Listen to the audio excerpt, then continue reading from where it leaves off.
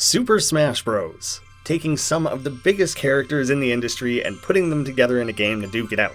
I don't know what kind of rock you would have to have been living under to have never heard of it. The series is a pretty big deal. While Flash is a program used to make dumb games about literally whatever weird or shocking idea the creator might have. The Venn diagram includes a lot of silly parodies, and a few games that somewhat fit the bill, but also one of the most ambitious fan projects of all time. Not just ambitious for a Flash game, but genuinely so far beyond that, while still remaining entirely built in Flash. With that long-lasting, hyper-dedicated team now kickstarting their first commercial release, this is McLeodGaming and Super Smash Flash.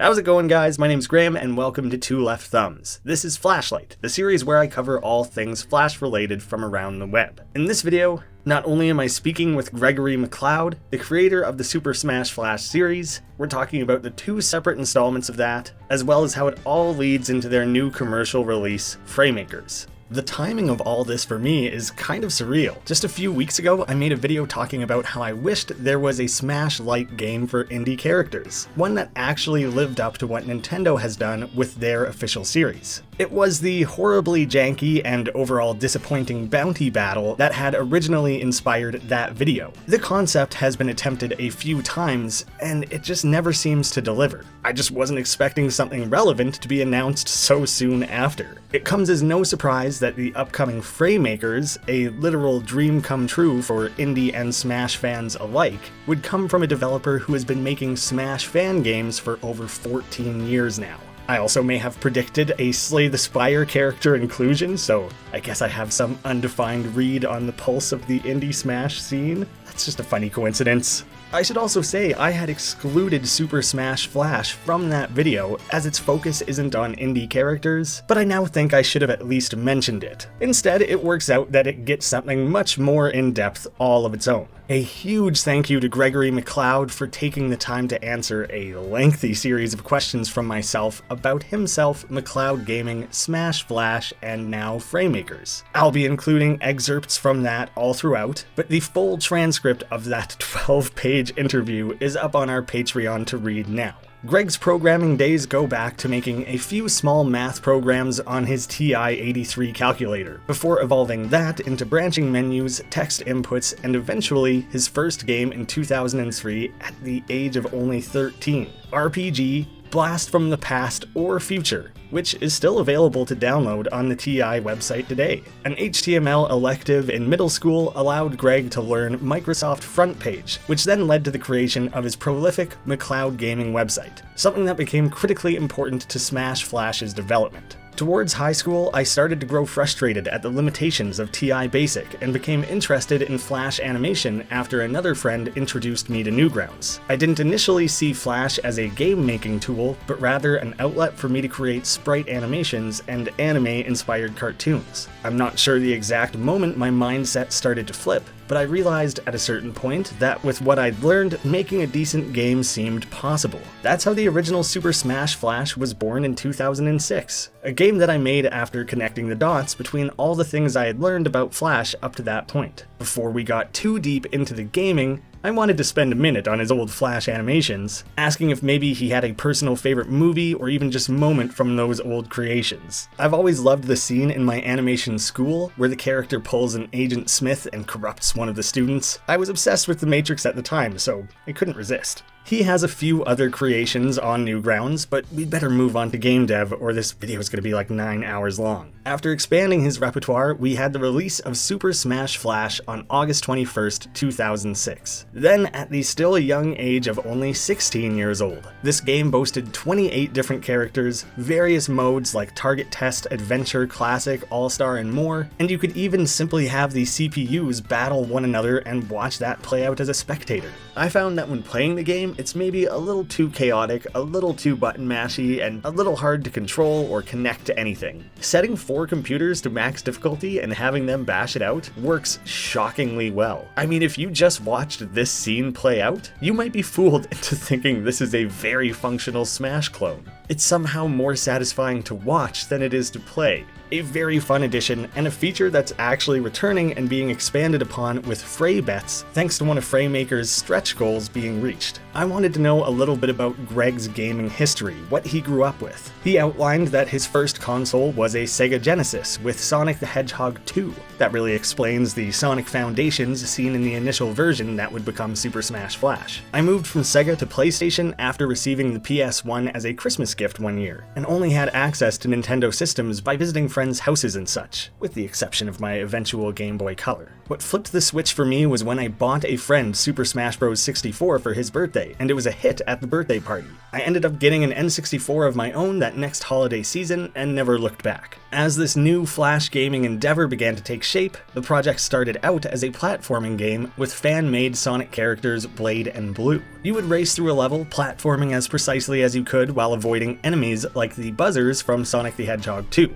It's just mildly interesting that his introduction to Sonic as a series and the inspirations he took from it all come from the second game in the series. As the platforming was refined and the fighting mechanics expanded, it began to take shape into a Smash-like game based on Melee. I was suspicious if the race to finish mode was actually representative of that first iteration of the game, preserved as its own game mode within Super Smash Flash. Race to the finish only happened to use Sonic 2 sprites because it seemed appropriate to the theme to me. The fact that the Sonic fan characters Blade and Blue appeared were the real indicators of it leaning that way. Ultimately, dealing with slopes and loops wasn't something I was ready to code at the time, so making a Smash clone ended up being much easier. What's funny is actually that the original Smash Flash was going to be a Sonic game, because I was just fooling around with Sonic sprites, but I was like, I don't know how to do all these loop-de-loops.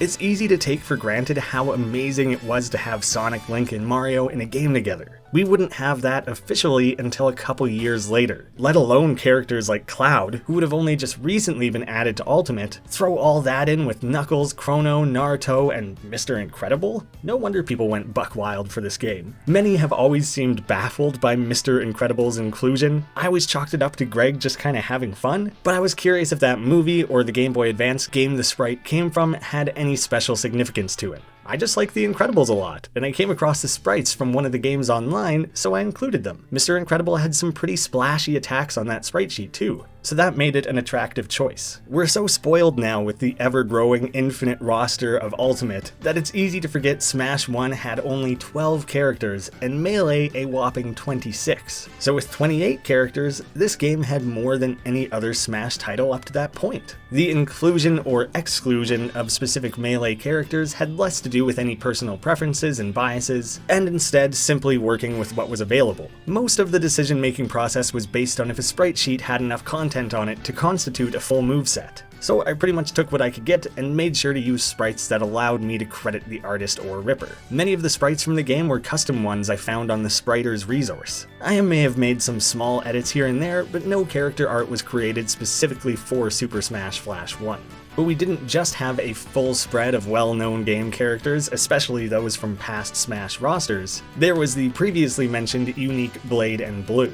They were created by user The Original Blade, a member of the McLeodGaming forums. I wasn't too involved in their creation, other than giving light feedback when their sprites were under development. I pressed a little on that topic, curious if we would see one or both of the characters remotely adapted as an assist in Fraymakers or any other such inclusion or Easter egg. It's not likely we'll see them in Fraymakers in any official capacity, but that's what we have custom content for, which by the way, that's a huge part of Fraymakers. I'll get into that closer to the end of the video. I'm giving this game a lot of praise and credit right now, but it definitely had issues. You slide around like you're on ice, yet you can also turn on a dime and reverse momentum. Damage calculations will make no sense, and it's pretty well impossible to tell if you've actually hit anyone or anything, and you can also get completely flung off stage at 0 health. Items can be utterly useless or instant kills like the bomb. Really, the list of criticisms at this point is probably longer than the compliments. It may not be the best game, but as an achievement in a still blossoming Flash gaming world, it was monumental. This was somehow made by a 16-year-old and was well beyond what anyone could have expected from a free Flash D-make, and featured loads of content. In addition to being able to play as so many unique characters with local multiplayer, although it's super crammed on a keyboard, God help you if you're player 2 as the camera is always player 1 centered, there are a bunch of Smash-inspired single-player modes. Those 13 million plays on Newgrounds alone are well earned.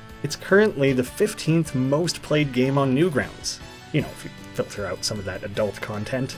Each character could jump twice, just regular double jumping, no added jump moves, and had 5 attacks, 1 standard and 1 to go with each directional input. While not overly complex, that's still far beyond what a lot of web games still achieve to this day. The sound effects, menu design, and generally most things would have been heavily inspired by Melee. And while they do look good in-game, there is a notable early Flash game quality to it all that I think is kind of charming, but I can understand that won't appeal to most people. The character sprites feature some relatively questionable rips with totally inconsistent styles and bits and bobs, which is only fitting for a sprite-based Flash game. Most sprite animations had similar errors and graphical mishaps. It really combines the beauty of free online gaming with every character you know and love, and the silly jankiness of cobbled together sprites from random sources with varying levels of quality. While they've dwindled in popularity now, there was an era where everyone on Newgrounds was making their own sprite animations in a reminiscent fashion, so this fit in rather nicely. It's hard to appreciate that context now, but we didn't really have anything like it, and certainly didn't have anything better. The opening of this game is literally the same credits every 16-year-old animator has ever used for their first few projects, including myself. You know, the slow fades in and out, crediting yourself maybe a few too many times, maybe some attempt at a unique logo. We've all been there. And despite how massive the game became, nobody ever bothered to update the thumbnail that is just a simple cropped Smash image. There is something so absolutely lovable about that. I genuinely kinda love that some of the attacks have that extra layer of baked-in, undeniable flashness to them. Like Samus shooting a bunch of scribbled lines in a random spray. Surely there had to have been a single projectile from some game that could have been used here? Or similarly, the complete lack of effort put into recreating the flames for the Falcon Punch? It's crude, but I think it's kinda charming. Super Smash Flash 1 is rough by any measure, but it got people thinking of possibilities and clamoring to see the concept expanded on. Greg has no disillusions of the state of that original game and how it hasn't really held up over time. There are a lot of things I dislike about Super Smash Flash 1 at this point in my career, but if I had to pick one, it would probably be how poorly it was coded. I used a lot of clever tricks with ActionScript 2 in order to make the game in as short of a time period as I did,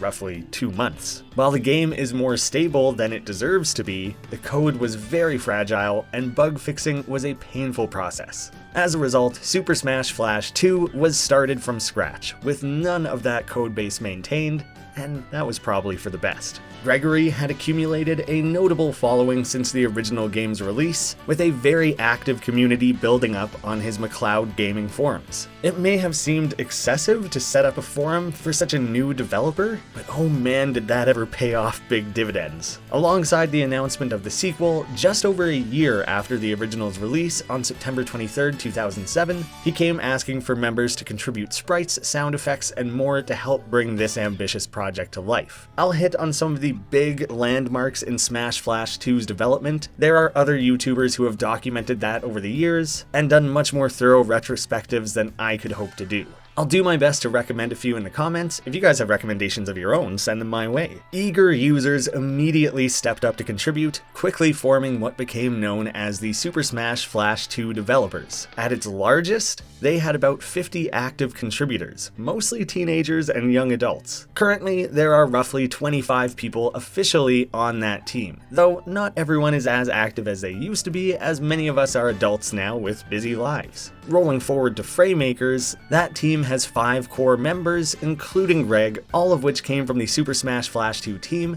as well as many other contributors. While we're talking about the team, I did ask Greg, after all these years of development, is there any aspect of it he is most personally proud of? He's an incredibly kind and humble guy, and rather than being proud of personal accomplishment, the thing I'm most proud of from all this is getting to experience individual members of the Super Smash Flash 2 team grow into their skill sets over the past decade plus. Being able to witness the evolution of some of our best artists, musicians, and coders is not something everyone has the opportunity to witness in their lifetime.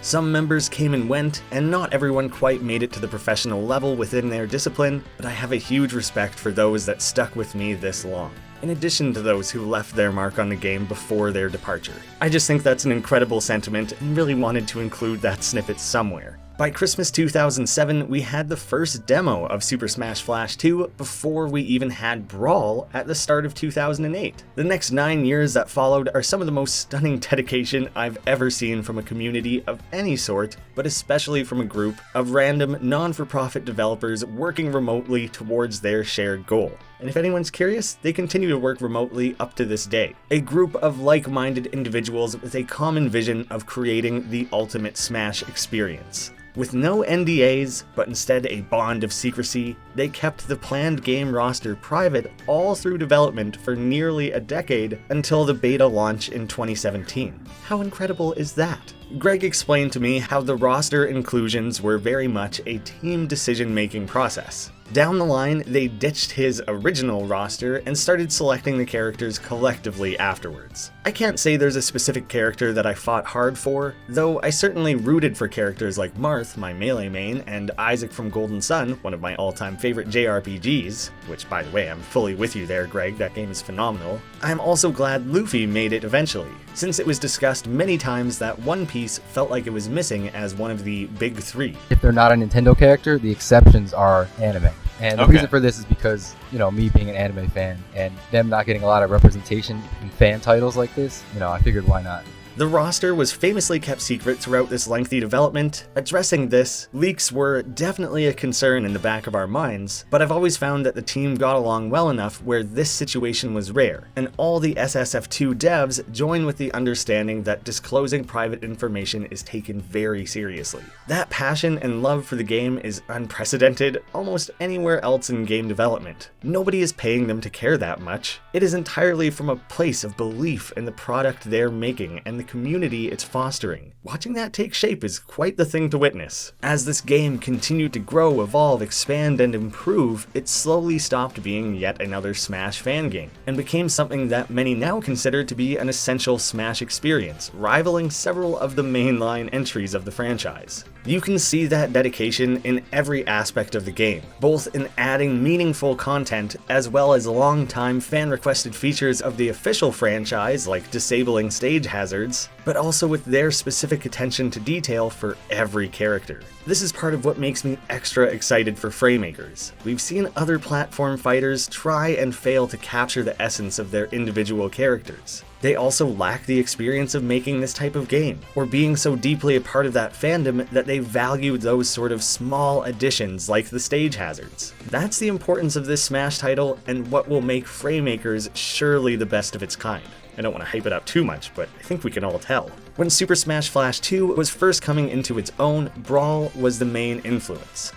Yeah, well, most of them use pretty much the same moveset as Brawl, probably because we were focusing more on Brawl after it was released. Up until 2010, Gregory had still been handling all the programming himself, at one point even overhauling the game to an entirely new programming language in Flash. Although after the release of version 0.6, he finally allowed other programmers to peek behind the curtain and contribute to development. During a summer vacation between college semesters, I did port the game from AS2 to AS3 for version 0.6. It wasn't my first dive into ActionScript 3 though, as I did a smaller game project in secret several months earlier for an indie games competition. It didn't stick unfortunately, but perhaps it will resurface someday. While the port to AS3 was tedious, it wasn't impossibly difficult and ended up being worth the promised performance gains. It also greatly cleaned up some of the code architecture, most notably the menus, which used to rely on a lot of legacy coding patterns that were removed in ActionScript 3. The porting process is largely what allowed Super Smash Flash 2 to continue onwards, without the need to start clean with a third installment. With everything now running better than ever before, and built upon a sturdier frame, there was really no need to start from scratch when it could simply be built up from here. Prior to that port, I had gained a small amount of professional programming experience from a summer internship I had for a couple of years. That experience had a major influence on how I structured my code from very early on in Super Smash Flash 2, and it's why the port was much less painful than it could have been. On top of that, I was able to apply even more knowledge I had picked up from the other game I released with the Willy Boo in 2017 called Yeah Jam Fury You Me Everybody. Despite being being different coding languages entirely, I was able to port chunks of code from Super Smash Flash 2, improve it, and reapply some of those changes back to SSF2 later. And still, in all this time, we're still talking about Super Smash Flash. Even now, it has never been moved outside of that. Somehow, against all odds, despite every part of your brain and mine telling me that you could not possibly be looking at a Flash game, here it is. Loads of artists still create art, animations, backgrounds, and cutscenes in Flash, with a few lunatics like Tom Fulp even doing their programming for major studio releases in old Flash programming languages. I believe Super Smash Flash 2 is wholly unique in this regard, operating at this size and quality without the need for outside resources. Taken from the official website,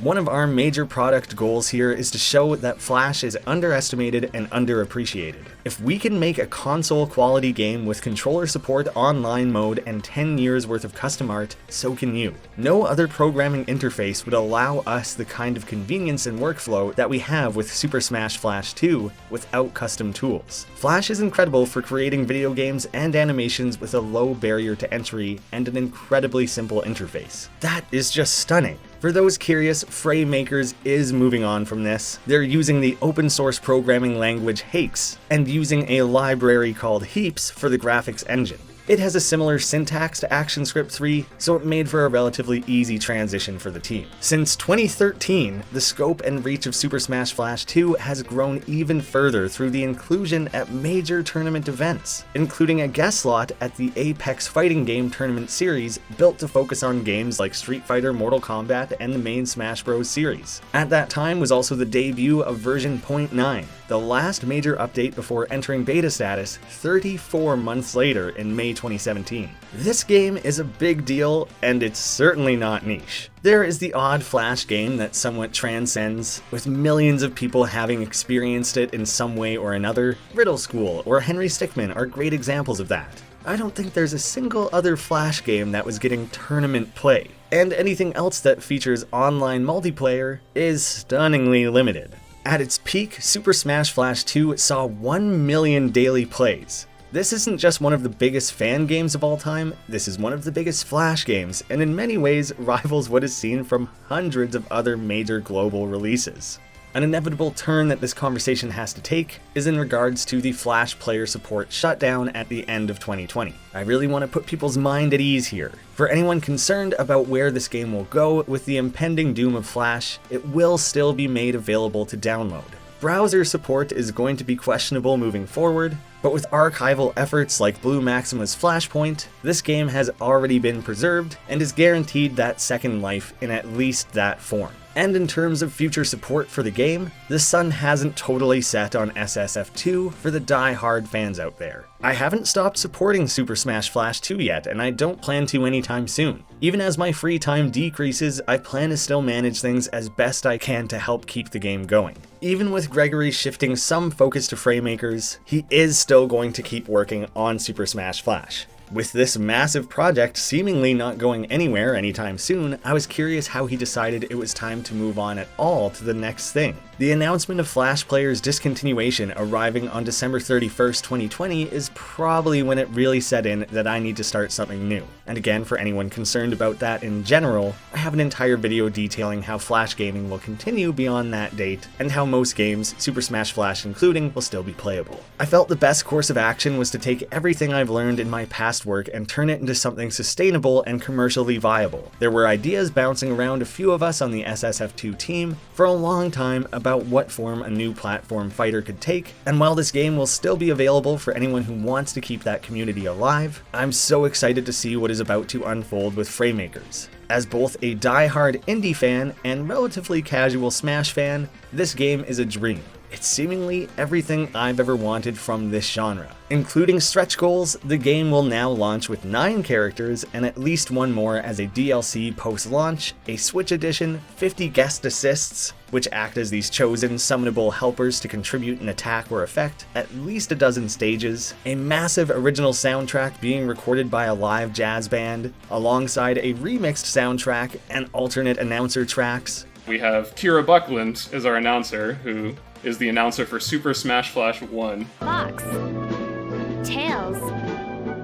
Blade. which is we wildest thing in the world that we were able to bring her back for our new game. 14 years later, she's coming back, and she's like an established voice actress now, but one of her first projects that she worked on was Super Smash Flash 1 on Newgrounds way back when. Seriously, the game is growing basically daily at this point with these stretch goals. Layer all this in with bonus modes and cool features like Fray bets that allow you to spectate and wager on battling CPUs, yes, just like the feature I loved all the way back in Smash Flash 1, and the addition of Fray tools released alongside the game that will allow fans to add literally infinite amounts of custom-made content to the game, with many fans already sharing early mock-ups of their planned contributions. There's like all sorts of pixel artists who have been just drawing things in Fraymakers art style, which is something that still just like makes me feel amazing seeing the Fraymakers art style, because that's what we put a lot of work into the art style, being very like distinctive and cohesive and stuff for this game. So it's just like the outpouring of support from the art community has been incredible to see. We didn't start out as professional game developers. Like, we all came from just a community of people playing Super Smash Flash. Well, Claude made it, but the rest of us just found the game, loved the game, wanted to contribute to it, and built it up from there. So just like continuing on and having the same community feel for the new project is great. Yeah. So we're guaranteed those 9 characters, but we can pretty well also guarantee we're going to see dozens more from the community. This is all listed in far greater detail on their Kickstarter campaign. Do not miss your chance, there's less than a week left. If you back the game, you get that DLC character for free when available. I obviously had many questions of my own beyond that Kickstarter campaign, some more specifics, but largely wanted to get at how does a team that spent 14 years making the Ultimate Smash clone take what they learned and turn it into a commercial game with its own unique identity. With the insane popularity and polish of Super Smash Flash 2 and the ways it has increasingly distinguished itself from its source inspiration, I don't think there was ever any doubt that McLeodGaming was the right team for the job to bring us the ultimate indie platform fighter. But if you needed any more convincing, we see neither an obligation to mimic nor avoid what Smash has done. Instead, our goal is to provide players with a combination of experiences to satisfy what different types of players are looking for in a platform fighter. We plan to take the best of what has been done in the past and add our own twists, in addition to coming up with new modes and features from the ground up.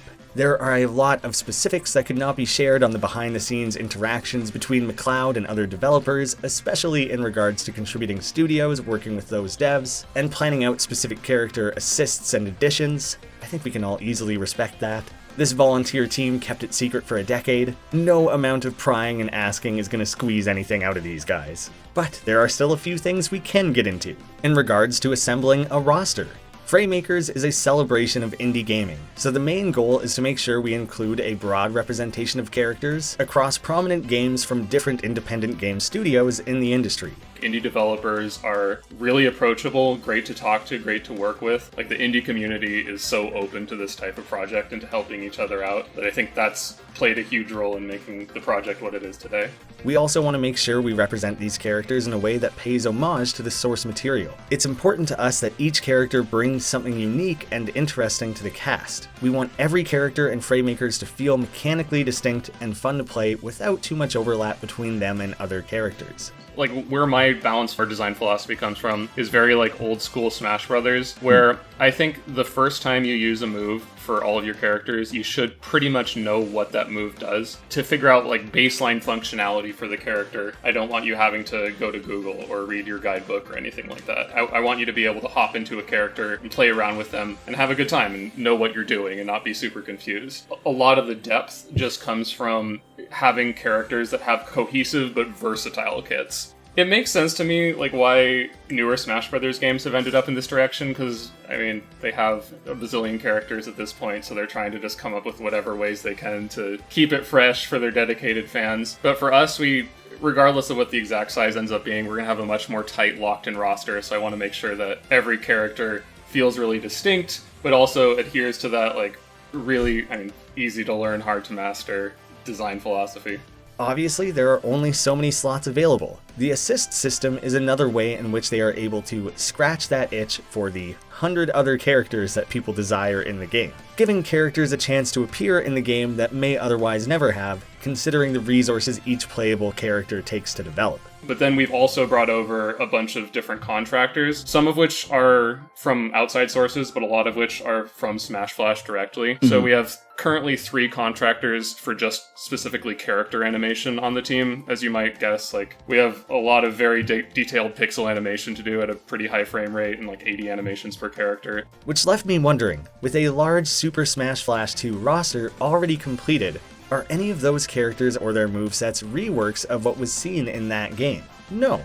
We find it more productive to focus on the source material of the games we're representing and design from there. He gave examples using Weltaro and the Watcher. There were obvious ways to take it using his gun boots and projectiles. But how should he do melee attacks? How do you implement his central meter mechanic? Or the Watcher has so many sources to draw from with her variety of cards. Many of them are taken from rather abstract still images. To what extent do you do them directly, or apply some level of creative interpretation? As well as the character's unique stance swapping.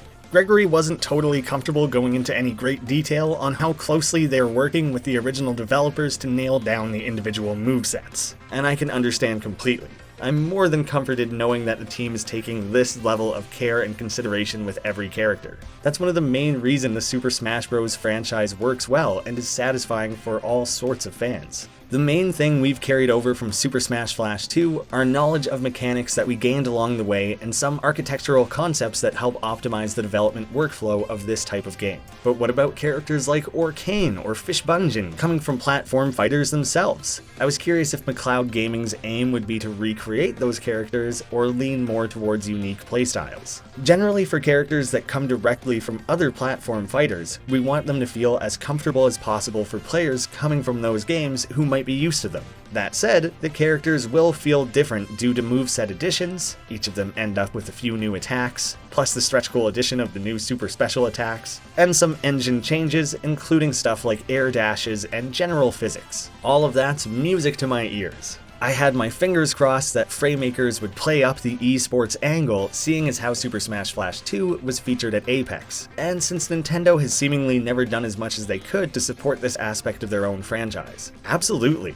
We decided at the onset of the project that Fraymakers needed to be more than just a customizable platformer. That's why we made sure the base game could stand on its own as a full-featured platform fighter with a solid cast of characters. And we're excited to see how our assist mechanic impacts high-level gameplay. I know some people may have been disappointed with that starting roster of 6, it's at least now going to be 9 in the base game, eventually 10 if not more, but it makes so much sense that they wanted to start small and get things right. At this point, I've gushed so much about Gregory, McLeodGaming, Super Smash Flash, and Fraymakers. I think a fun way to round all this out would be to learn just a little bit more specifically about Gregory McLeod and learn a little more about his own personal preferences and gaming history, as well as sprinkling in a few questions from fans and supporters of the channel. Greg has a double major in computer science and music and technology. He worked in New York City as a software dev for about 4 years to pay off his college loans and keep afloat before leaving the city to pursue indie dev. Yeah Jam Fury, You Me Everybody got off the ground, allowed him to push forward with Fraymakers, as well as first getting to flex his composing skills, creating that original soundtrack himself. Given the opportunity to make any game outside this genre, he says he'd want to make a JRPG while composing the soundtrack himself. I'm always fascinated at how the battle systems in RPGs have evolved over time, and I'd like to take a crack at coming up with something interesting. His personal Smash ranking is Melee, Ultimate, 64, Smash 4, and Brawl. When asked about potential new Ultimate character additions, Greg feels that the roster is already fantastic, and that since he has already been able to live out his own wish fulfillment, his top choices to add to Ultimate would instead be either something that offers gameplay that significantly differs from the rest of the cast, but more importantly, the frontrunners in the Smash character polls, so other Nintendo fans can be happy. He had a tough time settling on a personal favorite Flash game, but Madness Interactive definitely held a special place for him. I remember I kept an executable build of it on my USB drive at all times so I could play it anywhere. More recently, Greg has been impressed with Aaron Long's Sub-Lo and Tangy Mustard series. I was a fan when it first came out in 2015, but I had no idea how much better and better it would become as the series went on. I'm glad the series is still going too, since a lot of the time you see animators upload a pilot of something and never hear from them again. I've done this myself. Truly, we all have. And finally, a rapid-fire questionnaire from fans and subscribers of the channel. As a quick little plug here, I have another video where you guys have a brief opportunity to pitch me questions you'd like to ask to Brad Bourne, the creator of Fancy Pants, and Shinky, the creator of Super Crazy Guitar Maniac Deluxe. After this and those 2 interviews, all future question pitches will be moving over to Patreon. So yet another reason to potentially join up there. From Frenchy Corndog, what do you feel the impact of Smash Flash has been to the online Flash game scene? I wish I came up with that one myself. That's a difficult question. I don't think the game single-handedly impacted the entire Flash game scene, but I do think it set a strong example in terms of demonstrating what Flash is capable of. I think because of the content striving to make Super Smash Flash 2 feel like you're playing what a 2D version of the official game would feel like, it eventually reached a point where almost any Smash fan who has played a Flash game before has heard of it. It's almost spooky really, since I've had times where I'd met someone for the first time 10 years younger than me. Super Smash Flash 2 would casually come up in conversation, only for me to find out they were a huge fan in grade school. Also from Frenchy Corndog, what are your favorite fighting games besides Smash Bros? If you're talking traditional fighters, I'm not really the biggest fanatic, though I did get a lot of mileage from Soul Calibur 2 on the GameCube. As for other platform fighters, I probably couldn't pick a favorite per se, but I will reiterate that I think Slap City and Rivals of Aether are the best options out there for those looking for something with a Smash-like feel. From Nacho Narwhal, do you have a main in Super Smash Flash? Ness is my main, and I tend to use Naruto or Mario as secondaries on occasion. And myself building on that, who do you main in the official Smash franchise? In Smash 64, I tend to go back and forth between Kirby and Pikachu since I found them the easiest to control. Marth is my melee main, and I don't really have a solid secondary there. There's no better feeling than nailing a good Tipper or Ken combo. Ness is my main in all official Smash games from Brawl onward. I'm not sure what it is about him, but I just find him suitable to my playstyle and pacing, and I love his back throw. From Smash 4 onward, I tend to secondary Robin and Greninja, since I enjoy their movesets as well, and they tend to make good counters when I'm struggling with Ness. Joking around, I asked if he ever felt obligated to be a Fox main simply because of his last name. Not at all. Fox just wasn't my style. I can't quite put my finger on why. It could be because I didn't get into the Star Fox games until later. And one more from myself, rather jokingly, if you could include one Super Smash Flash 2 character in Fraymakers, who would it be? Goku, obviously. And I can completely understand that. And you know, thanks to custom tools, that's easily a possibility. It's hard to know where to draw the line with this video. There's a lot to cover, but also a lot I can't cover in better depth than others already have. I tried to trim down this interview so much, but there was so much to work with. Thank you once again to Gregory for taking the time. I'll have a link to that Kickstarter campaign down below. Definitely follow up with that. I will say thank you to the current supporters of the Patreon. They're just a bunch of gems, some longtime buddies of the channel. If you want to read that full interview or participate in future Flash developer interviews, that will be the place to do it. Hopefully this works as a good companion piece with my other video, basically wishing that Fraymakers would exist. It might be fun to watch that video afterwards if you're interested in more of the indie platform fighter history. Thank you guys all so much for watching. I'll see you again soon.